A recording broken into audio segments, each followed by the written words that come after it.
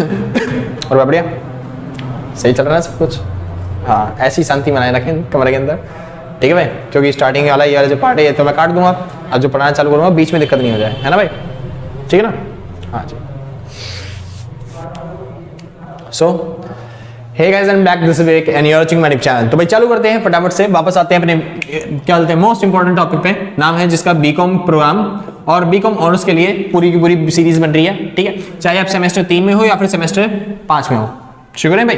हाँ जी, बुक का नाम है भाई ह्यूमन रिसोर्स मैनेजमेंट। क्या नाम है? ह्यूमन रिसोर्स मैनेजमेंट, यानी कि HRM की जो बुक है उसकी वीडियो है। हाँ, तो वीडियो चालू करने से पहले अच्छा एक चीज, चैप्टर नंबर 15 चल रहा है और उसका नाम क्या है? सोशल सिक्योरिटी, ठीक है। हाँ जी, किसी बुक में नहीं है एक चैप्टर, ये दूसरी वाली बुक में से लिया गया है, लेकिन कर लोगे तो फिर आपके लिए अच्छा ही रहेगा। बहुत छोटा चैप्टर है, मुश्किल से 10 मिनट की वीडियो बनेगी और आपका चैप्टर खत्म हो जाएगा। आसान है? हाँ जी, तो भाई शुरू करते हैं फटाफट से, आते हैं अपने टॉपिक पे, मेन पे। और टॉपिक चालू करने से पहले छोटी सी इंपॉर्टेंट बात भाई, अगर किसी को नोट्स परचेज करने हैं पूरी बुक के, ठीक है, हाँ जी, क्योंकि बुक से पढ़ना मुश्किल होता है, मुश्किल से 250-300 पेज पढ़ने पड़ेंगे। इसकी बजाय अगर आप शॉर्ट नोट में पढ़ना चाहते हो, खाली 50 पेज के अंदर अपना कवर करना चाहते हो पूरा चैप्टर जल्दी क्योंकि आपका एग्जाम आने वाला है, तो जल्दी जाइए, इस नंबर पर कॉन्टैक्ट करना आराम से।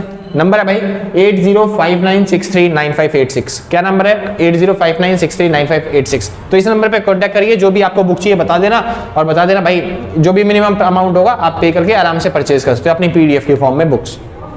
आसान भाई। हाँ जी, पूरे नोट्स हैं, आपको आराम से मिल जाएंगे, ठीक है, मुश्किल से 50 पेज में। कंप्यूटर टाइप है मेरी, वो पता है मेरी राइटिंग बहुत बेकार है, ठीक है। हाँ जी, तो कंप्यूटर टाइपिंग नोट्स हैं, आपको आराम से समझ में आने वाली है। टेंशन मत लो कि मैंने अपनी राइटिंग में लिखा होगा, मेरी राइटिंग में नहीं है, ठीक है, मेरे को पता है मेरी राइटिंग बहुत बेकार है। हाँ, अगर किसी को दिक्कत हो रही है समझने में कि क्या लिखा हुआ है, भाई थोड़ा जूम कर लेना उसे, कि जूम का फीचर आ चुका है यूट्यूब में, ठीक है, तो आपको आराम से दिख जाएगा क्या लिखा हुआ है। शुरू करते हैं, वापस आते हैं चैप्टर पे। तो चैप्टर नंबर हमारा चल रहा है 5वां, जिसका नाम क्या है? Social security. तो सोशल सिक्योरिटी होता क्या है समझिए। It is a protection given by society and its members against, 2 बार लिख दिया भाई, against sickness, old age and invalidity etcetera. यानी किसी भी इंप्लॉय को अगर मान लो कोई भी दिक्कत होती है, बीमार पड़ता है या फिर ओल्ड एज में हो जाता है या फिर बुढ़ापा आ जाता है या फिर किसी भी तरीके से कोई दिक्कत होती है, तो सोसाइटी या फिर सोसाइटी का मतलब है यहाँ पे जो फर्म है या फिर जो एनवायरनमेंट है वो उसके लिए जो भी काम करती है उसको क्या बोलते हैं भाई? Social security. तो सोशल सिक्योरिटी मतलब क्या होता है? क्या बोलते हैं, किसी इंप्लॉय के लिए अगर मान लो उसे दिक्कत होती है, बीमारी हो जाती है या फिर कोई दिक्कत हो जाती है, किसी भी तरीके की दिक्कत, उसको सॉर्ट आउट करने का काम कौन करती है भाई?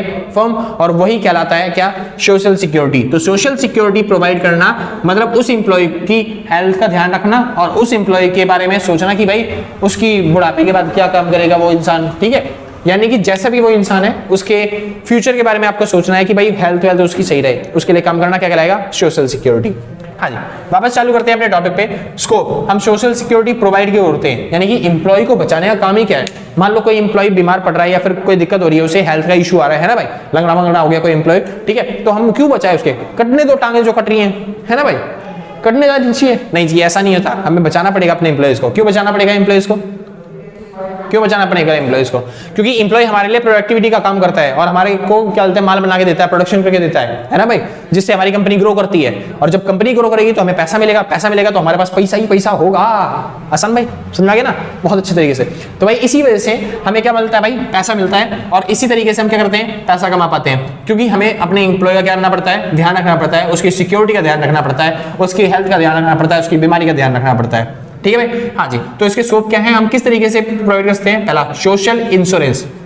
क्या? सोशल इंश्योरेंस, यानी कि हम किस तरीके से उसको सोशल सिक्योरिटी प्रोवाइड कर सकते हैं? पहला सोशल इंश्योरेंस देके, यानी कि अगर मान लो उसको बीमारी हो गई या फिर बुखार हो गया या फिर जुकाम हो गया, उसका इलाज करवा के हम क्या कर सकते हैं? उसे चलते ठीक करवा सकते हैं या फिर सोशल सिक्योरिटी प्रोवाइड कर सकते हैं। आसान भाई, जैसे कोई इंप्लॉई है उसका इलाज करवा दो, जैसे मान लो क्या बोलते हैं बुखार चढ़ गया इंप्लॉय को और इस वजह से बुखार की वजह से आ नहीं पा रहा, समझ में, तो आपको लॉस हो रहा है ना बहुत ज्यादा, तो आप 2 रुपए की उसे दवाई नहीं दिलवा सकते, 2 रुपए की दवाई दिलवा दो बेचारे को और वो ठीक हो जाएगा, है ना। और फिर उसके बाद आप आराम से उससे प्रोडक्शन करवा सकते हो, उससे काम करवा सकते हो, ठीक है। हाँ जी, तो सोशल इंश्योरेंस काम करता है किसके लिए? हेल्थ के लिए। आगे चलते हैं, सोशल असिस्टेंस।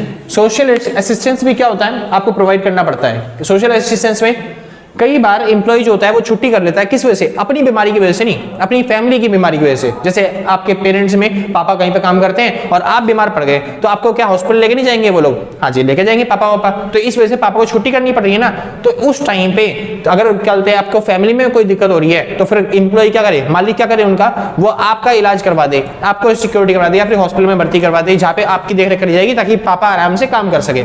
आसान है ना? हाँ जी। तो सोशल असिस्टेंस प्रोवाइड करना कि आपकी फैमिली को भी सेफ रखा जाएगा, ठीक है भाई, ये काम होता है किसका? सोशल सिक्योरिटी का। आगे चलते हैं, पब्लिक सर्विस।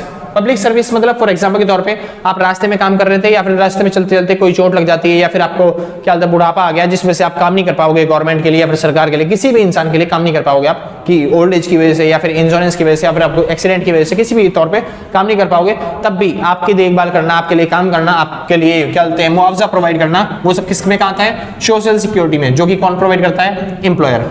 आसान है? शुरू करते हैं। अगला आता है वर्कमैन्स कंपनसेशन एक्ट, ठीक है, यानी कि जो वर्कर्स होते हैं काम करने वाले, कोई दिक्कत हुई भाई वीडियो में? नहीं ना? चल रही है ना वैसे सिंपल? चलो फिर ठीक है। हाँ भाई वो चेक करना पड़ता है ना, क्योंकि मेरे को पीछे जाके देखना पड़ेगा ऐसे करके, यूँ देखूंगा कि वीडियो चल रही है या फिर नहीं कर चल रही है, इसलिए पूछ लेता हूँ पीछे बालक, जो पीछे बालक होते हैं उनसे, जी सही चल रही है नहीं चल रही है ना भाई? सही है ना? बस भाई, तो आगे आवाज नहीं आनी चाहिए तुम्हारी, ठीक है चालू कर दें। हाँ जी, तो वर्कर्स कंपनसेशन एक्ट 1923 में एक्ट निकाला गया कि जितने भी वर्कर्स आपके पास काम करते हैं उनके लिए कंपनसेशन प्रोवाइड करना है। अब ये कंपनसेशन क्या होता है भाई समझिए, कंपनसेशन मतलब होता है एक्सीडेंट होने पे जितनी भी इंजरी होती है या फिर छोटे वोटे लगती है तो वो कंपनसेशन प्रोवाइड करना है आपको। आसान भाई, कोई दिक्कत नहीं ना?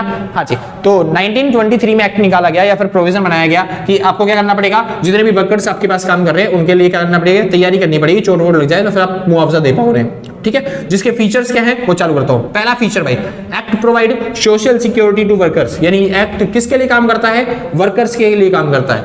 आसान है? यानी अगर इसकी बात करी जाए कवरेज, तो इसकी कवरेज क्या है? इसकी कवरेज है वर्कर, ये वर्कर को कंपनसेशन प्रोवाइड करता है। ऐसा नहीं कि आपके घर में कोई कुत्ता बिल्ली मतलब कुत्ता बिल्ली बीमार हो गया तो फिर आप उनके लिए क्या करते हैं, बोले मालिक से जाके मालिक आज मैं नहीं आ पाऊंगा क्योंकि मेरे घर में कुत्ता बीमार हो गया, उसके इलाज करवा दो। तो ऐसा नहीं कि मालिक उसका भी इलाज करवाता घूमेगा, समझ में आया? वर्कर या फिर उससे जुड़ी हुई चीजों का इलाज करवाएगा, किसके अंदर? इस एक्ट के अंदर, यानी वर्कमैन कंपनसेशन एक्ट 1923 के अंदर आपको वर्कर्स का इलाज करवाना पड़ेगा। आसान भाई? हाँ जी। अच्छा, वर्कर कौन होता है ये बताया गया है सेक्शन 21H के अंदर। वर्कर्स कौन होगा? जो भी वर्कर आपके पास कंपनी में काम कर रहे हैं वो सारे वर्कर ही वर्कर कहलाते हैं। वर्कर कौन होता है भाई? काम करने वाला। जो कंपनी के अंदर या फिर इंडस्ट्री के अंदर फैक्ट्री के अंदर काम कर रहे हैं वो सारे ही वर्कर क्या कहलाते हैं? वर्कर कहलाते हैं। मतलब कुछ लोगों को छोड़ के कुछ लोग जो होंगे वो कभी वर्कर कहलाएंगे नहीं। कौन कौन से? वो है भाई एडमिनिस्ट्रेटिव स्टाफ और क्लर्क, यानी जो ऐसे वर्कर है ना जो ऊपर लेवल में पहुंच रखे हैं, जिनको बहुत पैसा मिलता है, यानी एडमिनिस्ट्रेशन, यानी कि जो संभालने का काम करते हैं। वर्कर कौन होता है? जो फैक्ट्री में काम कर रहे हैं, उन्हीं को तो चोट लगेगी, कभी हाथ मशीन में आ रहा है, कभी कोई दिक्कत हो रही है, कभी बिजली का झटका लग जा रहा है काम करते करते। लेकिन जो ऑफिस में बैठ के कंप्यूटर पे काम ही करने वाला है, क्या वो कोई क्या बोलते हैं अच्छा वो प्रोडक्टिविटी काम कर रहा है? मतलब कोई प्रोडक्टिविटी काम कर रहा है क्या? वो प्रोडक्शन कर रहा है, उसको चोट लगने के चांसेस हैं? नहीं भाई, तो उसको हम वर्कर नहीं मानते, क्योंकि इन लोगों को हम उतनी सैलरी देते हैं ऑलरेडी कि अपना इलाज खुद करवा सकते हैं। आसान है? आज तो उनको वर्कर नहीं मानते हम लोग। हम अगली चीज आती है क्लर्क।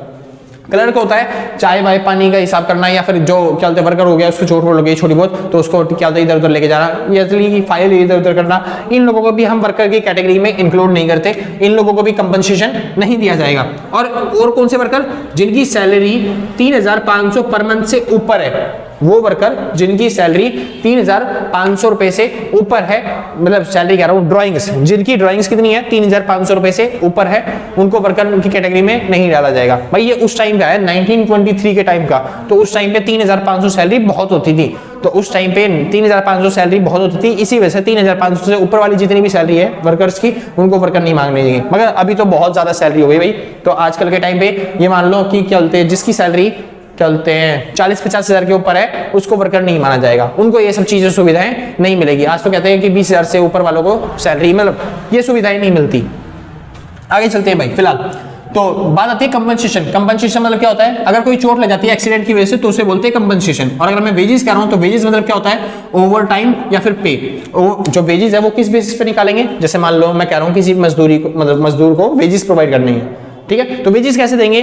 पहली चीज, एक तो बेसिक पे तो मिलेगा ही मिलेगा, जो उसका बेसिक पे है वो तो मिलेगा ही मिलेगा, यानी जो उसकी बेसिक सैलरी है वो तो मिलेगा मिलेगा। उसके बाद भी उसको ओवर टाइम और पेमेंट करनी पड़ेगी एक्स्ट्रा, यानी कि अगर उसने कोई ओवर टाइम किया है, कोई वर्कर है जिसने फालतू का काम किया है, जैसे एक वर्कर जिससे मैं 8 घंटे काम करवाता हूं और उसकी सैलरी है 10,000, तो वो 10,000 तो देने पड़ेंगे 8 घंटे काम करवाने के लिए। लेकिन उस वर्कर ने 4 घंटा एक्स्ट्रा काम किया है, ओवर टाइम लगा दिया है, आसान है, तो उसके मान लो 2,000 रुपए बनते हैं तो 2,000 रुपए आपको एक्स्ट्रा देने पड़ेंगे, आसान है, ओवर टाइम के पैसे। और बाकी जो पे होते हैं जैसे महंगाई भत्ता, ड्राइविंग अलाउंस, ठीक है, तो ये सब आपको 1,000 रुपए और देने पड़ेंगे, यानी टोटल आपको 13,000 रुपए देने पड़ेंगे। इसको बोलते हैं क्या? इसको बोलते हैं वेजेस। आसान है। लेकिन कंपनसेशन क्या होता है? कंपनसेशन मतलब होता है अगर मान लो उसमें उसको चोट वोट भी लग गई है काम करने में, जिसमें इलाज का खर्चा आया 5,000 रुपए, तो इसी महीने आप 13,000 ये और 5,000 रुपए वो, यानी कि टोटल कितने रुपए दोगे? अब आप उससे दोगे कितने? 18,000 रुपए। तो वो बन जाएगा उसके लिए क्या? कंपनसेशन। तो कंपनसेशन मतलब क्या होता है? जब चोट वोट लगने की वजह से हमको एक्स्ट्रा पे करना पड़ता है, उसे बोलते हैं कंपनसेशन। और जो आपकी सैलरी पे करते हो आप उसे, तो उसे क्या बोलेंगे? वेजेस। आसान था भाई, बहुत आसान था। इसके बाद कंपनसेशन क्या आता है भाई? डिसेबिलिटी और एवरेज सैलरी। जो ये जो कंपनसेशन है ये निकलेगा किस बेसिस पे? ये डिसेबिलिटी के बेसिस पे और एवरेज सैलरी के बेसिस पे। जिसकी सैलरी ज्यादा होगी उसको ज्यादा कंपनसेशन मिलता है, और जिसकी सैलरी कम होगी उसको कम कंपनसेशन मिलता है। या फिर डिसेबिलिटी के बेस पे, या फिर मान लो किसी की अगर छोटी सी उंगली कटी है तो उसको उसी उंगली के बराबर का ही क्या मिलेगा? कंपनसेशन मिलेगा, ताकि वो उंगली ठीक करवा पाए। और किसी की मान लो पूरी पूरी टांग कटी है तो फिर उसको उतना ही बड़ा कंपनसेशन मिलेगा। जितना बड़ी डिसेबिलिटी उतना बड़ा कंपनसेशन, जितनी छोटी डिसेबिलिटी उतना छोटा कंपनसेशन। आसान भाई? हाँ जी। तो कंपनसेशन डिसेबिलिटी और एवरेज सैलरी के बेस पे मिलता है। आगे चलते हैं। कुछ ऐसे प्रोविजंस हैं जिसके बेसिस पे आपको क्या देना पड़ेगा? उनको सिक्योरिटी प्रोवाइड करनी पड़ेगी, उनको कंपनसेशन देना पड़ेगा। ठीक है भाई? हाँ जी। उससे पहले एप्लीकेबिलिटी ऑफ एक्ट, ये जो एक्ट है वो किस पे काम करता है मैंने बता दिया। इसकी कवरेज क्या है? सारे वर्कर, यानी सभी वर्कर पे काम करता है। बस उन वर्कर पे काम नहीं करता जो एडमिनिस्ट्रेटिव है, जो क्लर्क है, या फिर जो कैजुअल वर्कर है, या फिर आर्मी फोर्सेस, या फिर जिसकी सैलरी 3,500 पर मंथ से क्या है? ज्यादा है। उनको ये सब यानी कि सिक्योरिटी देने का मोटिव नहीं है। आसान है? ये उस टाइम की बात है भाई, इस टाइम पे थोड़ी बढ़ चुकी है रेट है। ठीक है, फिलहाल चालू करते हैं। और अब जो टॉपिक आता है, बस 2 टॉपिक आपको सीखनी है, क्योंकि कंपनसेशन में जब किसी इंप्लॉय को कंपनसेशन देते हैं तो 2 नाम पहले आते हैं। पहला आता है ईएसआई, आप में से बहुतों ने सुना होगा। दूसरा आता है पीएफ। सुना है? आपके पेरेंट्स बहुत बार बोलते हैं कि हमें ईएसआई मिलता है, हमें पीएफ मिलता है। भैया ईएसआई और पीएफ कंपनसेशन के तौर पे ही मिलता है। यानी जब आपके पेरेंट्स काम कर रहे होते हैं तो उनको जो क्या बोलते हैं सैलरी वैलरी होती है, उनमें से काटा जाता है ईएसआई और पीएफ के लिए। जिसमें क्या होता है, एक तो आपके क्या बोलते हैं फ्यूचर प्लानिंग हो जाती है पीएफ के थ्रू, और ईएसआई के थ्रू उनको क्या मिल जाती है? सिक्योरिटी मिल जाती है आपके फैमिली को। ठीक है, हाँ जी। तो उसके बारे में बात करते हैं, ईएसआई क्या होता है और पीएफ क्या होता है। तो ये रहा भाई ईएसआई का टॉपिक, और ये रहा पीएफ का टॉपिक। सॉरी उल्टा हो गया, पीएफ का टॉपिक ये रहा। ठीक है, हाँ जी, शुरू करते हैं। अगला आता है ईएसआई, इसको बोलते हैं एम्प्लॉय स्टेट इंश्योरेंस। क्या बोलते हैं? Employees state insurance act. और वो भी कब आया था? 1948 के अंदर। तो 1948 के अंदर गवर्नमेंट ने बनाया ईएसआई। ईएसआई मतलब अब से जितने भी वर्कर्स हैं काम करने वाले, इनको मिलेगी सुविधा। किसकी? एम्प्लॉय स्टेट क्या बोलते हैं इंश्योरेंस की। यानी कि उनका जो है ना गवर्नमेंट की तरफ से, सॉरी भाई स्टेट है या फिर सेफ्टी, एक बार चेक कर लेना बस थोड़ा सा। Safety insurance, employ safety insurance, या फिर स्टेट ही होगा शायद से। एम्प्लॉय स्टेट इंश्योरेंस यानी कि एम्प्लॉय को क्या मिलेगी? अब सेफ्टी मिलेगी, या फिर उसकी सुरक्षा का क्या दायित्व लेती है गवर्नमेंट। 1948 के अंदर ये एक्ट आया था। ठीक है, हाँ जी। इसकी कवरेज क्या है, यानी कि कौन कौन इसके अंदर आ सकता है, कौन कौन ईएसआई का कार्ड अपना बनवा सकता है, या फिर कौन ईएसआई के एक्ट में आ सकता है? ऑल फैक्ट्री वर्कर, यानी जितने भी फैक्ट्री में काम करने वाले एम्प्लॉय हैं वो सारे के सारे अपना ईएसआई बनवा सकते हैं, यानी कि सारे के सारे अपना हेल्थ कवरेज ले सकते हैं। लेकिन उनकी जो सैलरी है वो 20,000 से क्या होनी चाहिए? कम होनी चाहिए। मतलब अभी फिलहाल ये सैलरी है, यानी कि उसके हिसाब से अगर बात करें बुक के हिसाब से आपके में आप लिख के आओगे 3,500 पर मंथ के हिसाब से आपकी सैलरी क्या होनी चाहिए? कम होनी चाहिए। आसान है? बुक के हिसाब से अगर आपको लिखना है तो क्या लिखोगे? आपकी सैलरी 3,500 पर मंथ के हिसाब से क्या होनी चाहिए? कम होनी चाहिए। तभी आप इसके अंदर एम्प्लॉय कैटेगरी के अंदर आ पाओगे, यानी कि आप तभी आप कवरेज ले पाओगे। सिंपल बात है, हाँ जी। तो अभी आपका ईएसआई कार्ड बनेगा, तभी आप अपना इलाज करवा पाओगे जब आपकी सैलरी 3,500 पर मंथ से क्या होगी? कम होगी। अच्छा, एडमिनिस्ट्रेशन कहाँ पे इलाज करवाएंगे भाई? ईएसआईसी, ईएसआई का कॉर्पोरेशन अलग से है, एम्प्लॉय स्टेट कॉर्पोरेशन क्या बोलते हैं इंश्योरेंस कॉर्पोरेशन के नाम से है। क्या अलग अलग ब्रांचेस हैं, तो उस जगह पे जाके अपना इलाज करवा सकते हो आराम से। ठीक है भाई, चालू करते हैं। अगला फंड, इसके पैसे कितने कटते हैं या फिर कितना पैसा देना पड़ता है ईएसआई में? पहली चीज, ईएसआई में कितना देना पड़ता है? 1.5%, वो भी किसका? बेसिक पे का। जितनी आपकी सैलरी है उसका 1.5% हर बार काटा जाता है। आसान है? तो अगर कोई आप कंपनी में काम कर रहे हो और आपसे बोलता है भाई आपको 10,000 रुपए देने पड़ेंगे ईएसआई के, नहीं जी इतना पैसा नहीं देना पड़ता, आपको 1.5% ही क्या करना पड़ता है? कंट्रीब्यूट करना पड़ता है ईएसआई के लिए। सिंपल भाई, कोई दिक्कत नहीं ना। अब ये 1.5% होता कितना है? फॉर एग्जांपल के तौर पे मान लो किसी एम्प्लॉय की सैलरी 10,000 है, तो इसका 1.5% यानी कि हो जाएगा 150 रुपए। तो 150 रुपए उसको कंट्रीब्यूट करना पड़ेगा किसके लिए? ईएसआई के लिए। आगे चलते हैं। बेनिफिट, जैसे किसी की सैलरी अगर मान लो 200 है तो उसको 300 रुपए देने पड़ेंगे बस मैक्सिमम।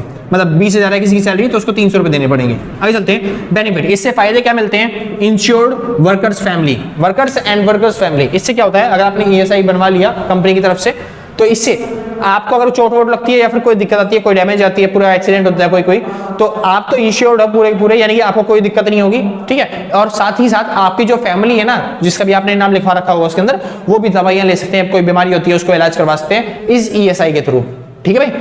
हाँ जी, आगे चलते हैं। वापस आता है कौन कौन सी दिक्कतें सॉल्व करवा सकते हो आप। पहली चीज सिकनेस, अगर आपको कोई बीमारी है साल में हर एक दिन यानी 365 दिन आप जाके इलाज करवा सकते हो, अपना कोई दिक्कत वाली बात नहीं है, ठीक है। हाँ जी, और ESI और भी कंट्रीब्यूट करता है, जैसे मान लो किसी की डेथ हो जाती है तो ESI की तरफ से 1000 रुपए मिलते हैं, इस टाइम के नहीं, उस टाइम पे पुराने टाइम पे, तो उस टाइम पे तो भाई 3500 सैलरी थी, उस हिसाब से आपको कितना मिल रहा था 1000 रुपए। आज मान लो किसी की सैलरी अगर 20,000 है तो उस हिसाब से लगभग कितना मिलेगा, एवरेज अप्रोक्सीमेटली लगभग 8000 के आसपास आपको पैसा मिल जाएगा।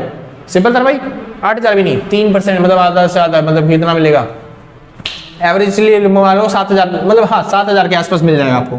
सिंपल भाई, हाँ जी, तो आपको इतना कॉन्ट्रीब्यूट मिलेगा मतलब फ्यूनरल के लिए या फिर अगर किसी की डेथ होती है तो अगर आपको गवर्नमेंट से ESI से 1000 रुपए पाने, मतलब कि 8,500 रुपए पाने, तो आपको डेथ के लिए मतलब मरना पड़ेगा उसके लिए, सीधी बात भाई, ठीक है। तो एक बार आप टाइम बोल जाओ तो आपको 1000 रुपए, मतलब कि जो आपकी आज के टाइम पे 8 के आसपास बनते हैं, आपको मिलेंगे बहुत अच्छे तरीके से, ठीक है भाई। हाँ जी, सॉरी फिर इसके लिए। आगे चलते हैं भाई, बात आती है अगली टॉपिक जिसका नाम क्या है हाँ जी, जिसका नाम आता है भाई, ये टॉपिक खत्म हो गया, शुरू करते हैं अगला।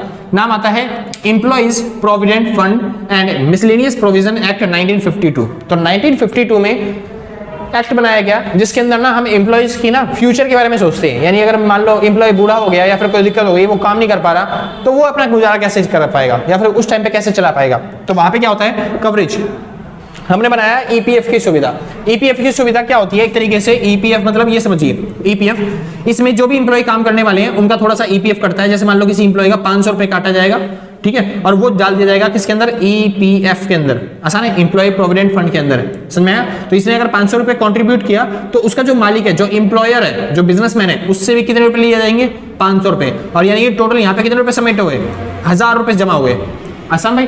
हाँ जी, तो इस तरीके से EPF में कितने रुपए जमा हुए, 1000 रुपए जमा हुए, और ये सेव होते रहेंगे, सेव होते रहेंगे, सेव होते रहेंगे। जब एम्प्लॉयमेंट चाहता है मैं रिटायरमेंट लेना या फिर वो रिटायर होना, तो 60 साल की एज के बाद उसको रिटायरमेंट के तौर पे ये हर महीने उसकी सैलरी के तौर पे मिलेंगे, जैसे पहले उसको सैलरी मिलती थी काम करने के बदले में, आसान है। यानी कि सीधी बात, ये पेंशन प्रोवाइड करता है। क्या करता है ये, पेंशन प्रोवाइड करता है कि जब आपकी एज 60 साल से ऊपर हो जाएगी तब आपको पेंशन के तौर पे कितने रुपए मिलेंगे, ये जो पैसा आपने जमा कर रखा होगा यहाँ पे, वो पैसा वापस मिलना चालू हो जाएगा, आसान है। जिसमें आपको थोड़ा सा आपका कंट्रीब्यूशन होगा और थोड़ा सा किसका कंट्रीब्यूशन होगा, आपकी कंपनी के मालिक का, यानी जितना आप कंट्रीब्यूट कर रहे हो उतने ही मालिक के पैसे कट रहे हैं, वो भी कंट्रीब्यूट कर रहा है, आसान भाई।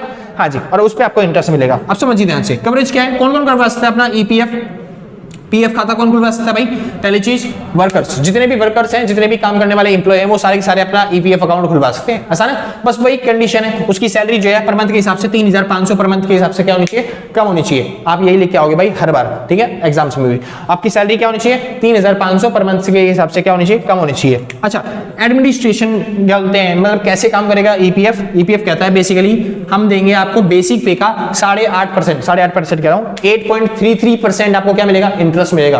अगर आपने बैंक में पैसा रखा होता तो मुश्किल से मिलता 3% 4%, वहीं पे अगर आप EPF में पैसा डालते हो तो आपको मिलेगा 8.33% इंटरेस्ट। तो भाई खुलवाइए आज ही EPF अकाउंट, समझ में आया। मैं नहीं खोलता, कोई लिंक डिस्क्रिप्शन में नहीं मिलेगा भाई, ठीक है। हाँ जी, अपने बिजनेस के मालिक से बोलना जहां पे भी आप काम करते हो कि मेरा EPF अकाउंट खोलो, ठीक है भाई। हाँ जी, तो वहां पे मिलेगा आपको 8.33% इंटरेस्ट, जो कि बहुत होता है भाई।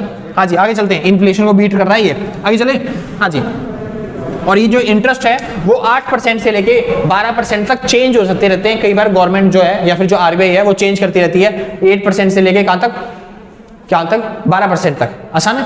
हाँ जी, अब सुनिए ध्यान से, EPF में भैया पैसे जमा करने भी कितने होते हैं, इंटरेस्ट जो है वो 8 से 12% चेंज होता है। अभी करंट रेशियो कितना है, 8.33। और अच्छी बात बताऊं क्या है, EPF में कितने पैसे जमा करने होते हैं, वो भी यही है, 8.33% ही जमा करने होते हैं। यानी कि अगर आपकी सैलरी 100% मान लेता हूं 100 रुपए है, तो उसमें से 8.33 रुपए आपको EPF में देने पड़ते हैं हर साल, सॉरी हर महीने। इसमें आपकी सैलरी में से कितना काटा जाएगा, बस 8.33 रुपए काटे जाएंगे, आसान है, जो कि नेग्लिजिबल होता है, आपको पता नहीं चलेगा, और आपकी पेंशन बढ़ती जाएगी, जुड़ती जाएगी, फ्यूचर में आपको बेनिफिट प्रोवाइड करेगी। आगे चले। हाँ जी, अच्छा, EPF वाले क्या खाली पेंशन ही प्रोवाइड करते हैं, इसके अलावा कोई काम नहीं करते, और भी काम है जी।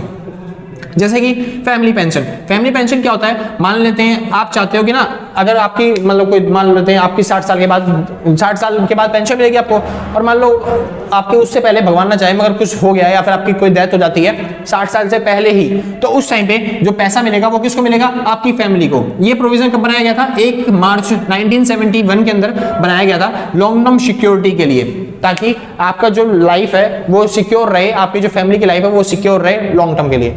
तो अगर आप 60 साल तक जिंदा हो तो आपको 60 साल के बाद क्या मिलेगा, पेंशन मिलेगी। लेकिन अगर आपके 60 साल से पहले ही टैप हो जाते हो तो आपकी फैमिली को पैसे मिलेंगे। आसान है, कोई दिक्कत नहीं ना, बहुत अच्छे, टेंशन वाली बात नहीं है। तो आप आराम से ईपीएफ खाता खुलवाइए। उसके बाद आता है भाई डेथ रिलीफ। डेथ रिलीफ मतलब अगर आपको कुछ हो जाता है तब भी अगर कुछ हो रहा है उस टाइम पे भी आपको पैसे मिलेंगे। कितने मिलेंगे भाई, वही जो आपको बताया था 1000 रुपए, ठीक है भाई, डेथ होने के बाद। और ये कब बनाया गया था, इन जनवरी 1964 में डेथ रिलीफ के नाम से पीएफ के अंदर ही आपको सुविधा प्रोवाइड करिए कि आपको 1000 रुपए मिलेंगे। भैया आप कह रहे हैं हम ईएसआई में खाता खुलवा लेते हैं, यहाँ भी खाता खुलवा लेते हैं, 1000 रुपए ये भी दे रहे हैं, 1000 रुपए ये भी प्रोवाइड करेंगे। ऐसा नहीं है भाई, ये प्रोविजन है, प्रोविजन के थ्रू मतलब आपको 1000 रुपए मिलेंगे। तो वो डिपेंड करता है ये दे या फिर ये दे, मगर आपके पास केवल 1000 पहुंचेंगे, उससे ज्यादा नहीं पहुंच सकते आपके पास, ठीक है। अगर आपने दोनों ले रखा है तो 500 दोनों देंगे, ठीक है भाई। हाँ जी, आपके पास 1000 ही पहुंचेंगे फ्यूनरल के लिए। ये उस टाइम का रेट है, अभी का रेट बोला जाए तो 7 या 8000 रुपए होगा। आप चाहते हो 8000 रुपए कमाना, हाँ जी, तो आपको उसके लिए मरना पड़ेगा, आसान है। हाँ जी, तो आपको टैब बोलना पड़ेगा तो आपको 8000 रुपए मिल जाएंगे। अच्छा, तो चालू करते हैं। अगला टॉपिक आता है भाई, नाम आता है ये थोड़ा सा लेडीज के लिए क्या हाँ जी, मैटरनिटी बोलते हैं इसे। हाँ जी, द मैटरनिटी बेनिफिट एक्ट 1961, ठीक है भाई। ये उस टाइम पे होता है, ये केवल लेडीज के लिए होता है, ठीक है। लेडीज वो भी वर्कर्स के लिए। यूनियन ऑफ इंडिया, ये किसने बनाया था एक्ट, ये बनाया था यूनियन ऑफ इंडिया ने, यानी कि जो इंडिया का समूह था उसने बनाया था एक्ट। कब, 12 दिसंबर 1961 में। कब बनाया था, 1961 में। इसके अंदर किसके लिए काम किया जाता है, इसके अंदर काम किया जाता है भाई प्रेगनेंसी और चाइल्ड बर्थ के लिए। यानी कि अगर कोई महिला है जो वर्कर है, जो काम कर रही है और वो प्रेग्नेंट है या फिर चाइल्ड को जन्म देना चाहती है, तो उस टाइम पे उसके लिए अप्रोच किया जाएगा। उस टाइम पे आपको ये हेल्प करेगा मैटरनिटी बेनिफिट एक्ट 1961। आसान है। हाँ जी, यहाँ पे आपको सुविधा मिलेगी कंपनी की तरफ से, और ये ऑल ओवर इंडिया काम करती है। यानी कि इंडिया में जितनी भी कंपनियां काम कर रही है, जितनी भी फैक्ट्री काम कर रही है, फैक्ट्री वाले पहली चीज आपको लीव प्रोवाइड करेंगे, आपकी सपोर्ट प्रोवाइड करेंगे, फाइनेंशियल इकोनॉमिक, यानी आपकी जो सैलरी है पूरे महीने की उसके कुछ पार्ट होता है, यानी ज्यादातर पार्ट होता है 50% ज्यादा, तो आपकी सैलरी बैंक में आएगी आपके पास में, ठीक है। हाँ जी, जिस टाइम पे आपको छुट्टी दे रखी है मैटरनिटी, हाँ जी मैटरनिटी लीव सुना है ना आपने कि लेडीज को छुट्टी मिलती है उस टाइम पीरियड के लिए, तो उस टाइम पे जब आप काम नहीं कर रहे होगे तब भी आपके बैंक में सैलरी आ रही होगी। आसान है, ये वाला एक्ट के थ्रू ये वाला बेनिफिट प्रोवाइड करते हैं आपको, ठीक है भाई। हाँ जी, तो ये अलग अलग बेनिफिट थे जिससे क्या मिलती है आपको, सोशल सिक्योरिटी मिलती है कंपनी में काम करने के बाद। कोई दिक्कत तो नहीं भाई। हाँ जी, यहाँ पे खत्म होता है आपका चैप्टर। मिलते हैं अगली बार अगले टॉपिक के साथ। तो भाई अगर वीडियो अच्छी लगी तो लाइक शेयर सब्सक्राइब कर देना, ठीक है भाई। मेरे को पता है सच में भाई आपने लाइक कर रखा है ना, सच में दिल से, कलेजे से, गुर्दों से, फेफड़ों से, हर जगह से थैंक यू है। और जिसने नहीं किया कोई बात नहीं, आराम से बात भाई बाद में लाइक कर लिया है नहीं भाई, बाद में सब्सक्राइब कर दियो, कौन सी आफत आ रही है। तो आज के लिए बस नहीं, मिलते हैं कल सेम टाइम सेम जगह, और टाटा बाय बाय। बस नहीं।